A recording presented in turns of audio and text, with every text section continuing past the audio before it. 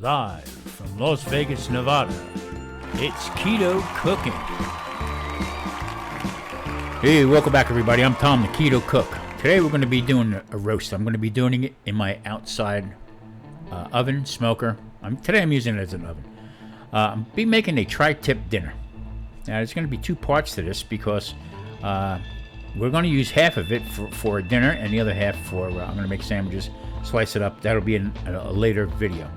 Now, I'm going to trim some of that fat off the fat cap. It's going to go into a Pyrex dish, and I'm going to make up my own rub for it. Now, this is usually my go-to.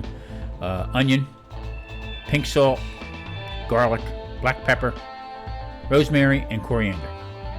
Now, I'm going to lighten up on the salt a little bit because of the gravy that I'll be making from a broth.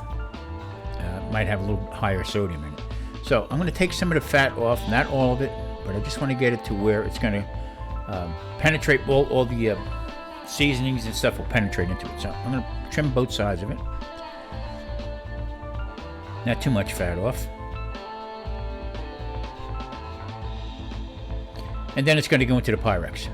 Now I'm using a Pyrex dish because I want to catch all the natural juices coming from the tri-tip so I can make my gravy with it. It's my blend of seasoning. Probably a tablespoon of each garlic, onion, pepper, and then a teaspoon of rosemary, coriander, and a teaspoon of salt. Like I said, backing off the salt a little bit. Of course, the gravy I'll be making is has a high sodium level on it from the beef broth that I'm going to be using. I used to use this all in the past a lot of times when I would make prime rib, and I tell you what, it has a great flavor to it.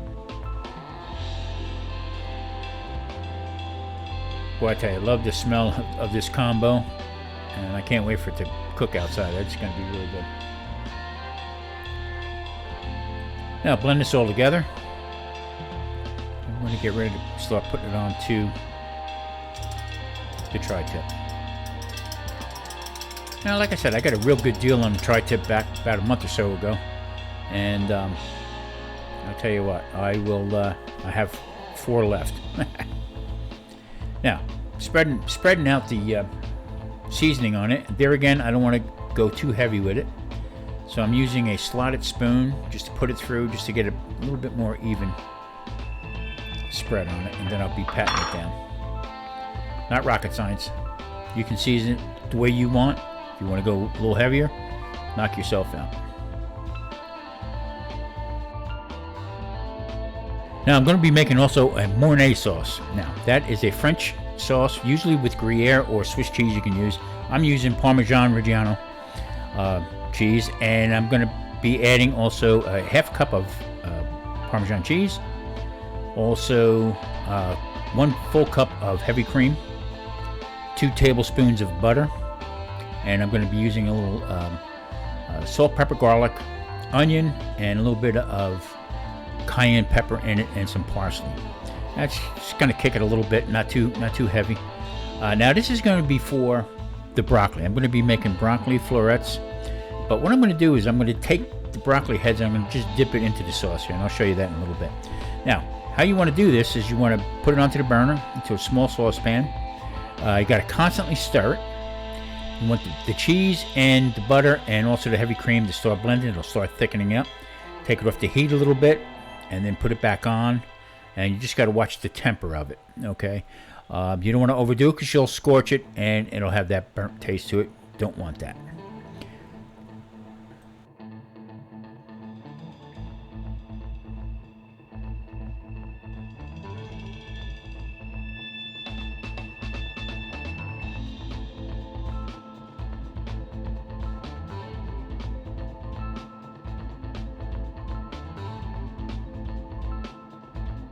Okay, this is fairly self-explanatory. Now I'm just going to dip the, with my tongs there. I'm going to just dip the broccoli into the Mornay sauce and put it back into the bowl. Now, why wouldn't I just pour the cheese over top of it, the mixture over top of it? Because the broccoli has a lot of water in it still.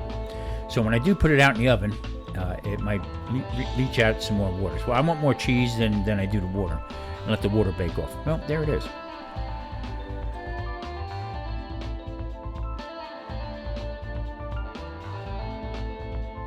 Okay, back to the scene of the crime. Well, on this mandolin here, I cut my finger a couple months ago. Healed up all right, but you got to be careful with these things.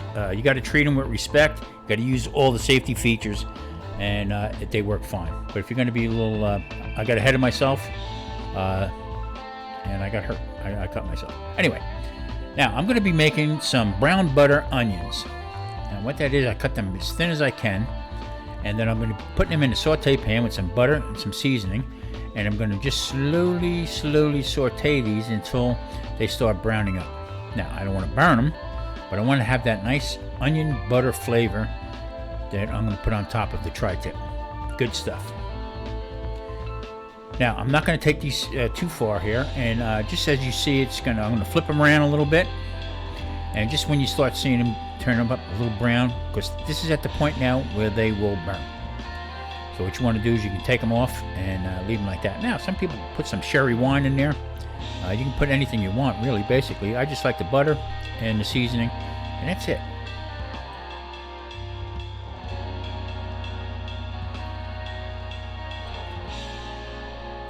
Tri-tip is done.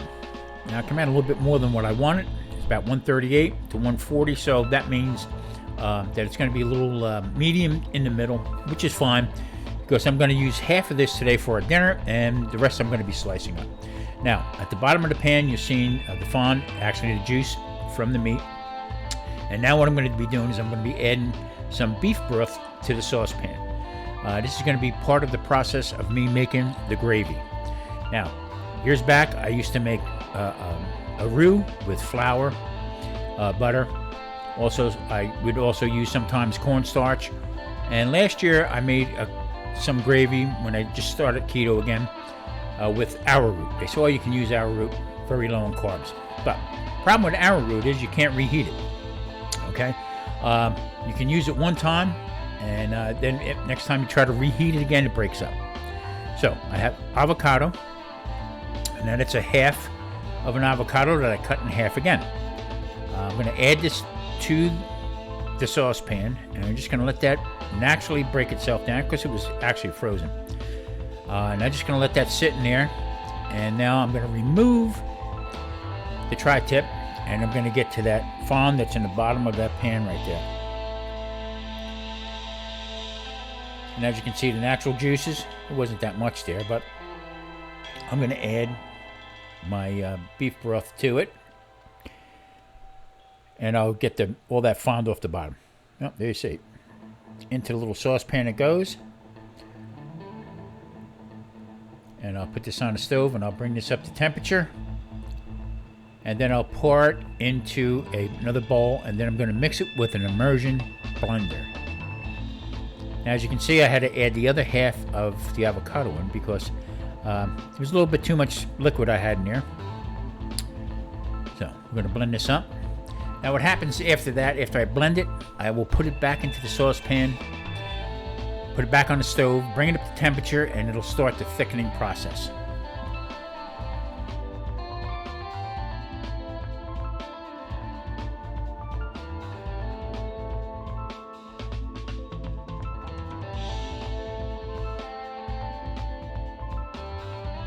Now, gravy come up nice and thick, actually to the way I like it.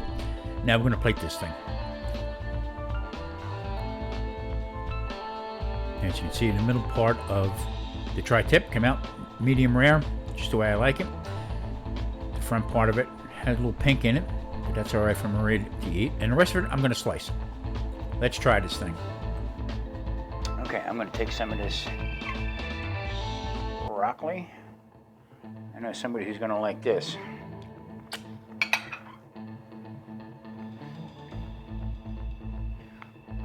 And just a little bit more. I'm going to take some of my onion. Nice and string onion.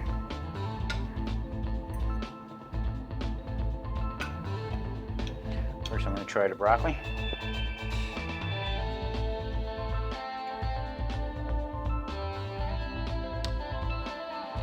Wow.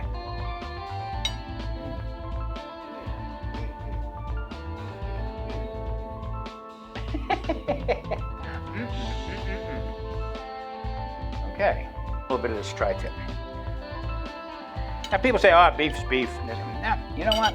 It's not. I mean, this is a great cut. Wow. Wow. Try a little bit of onion.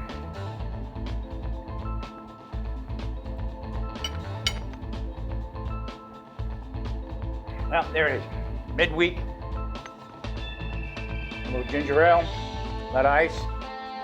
So here we go. Check in next time. I'm Tom Garvey, the Keto Cook. Thank you.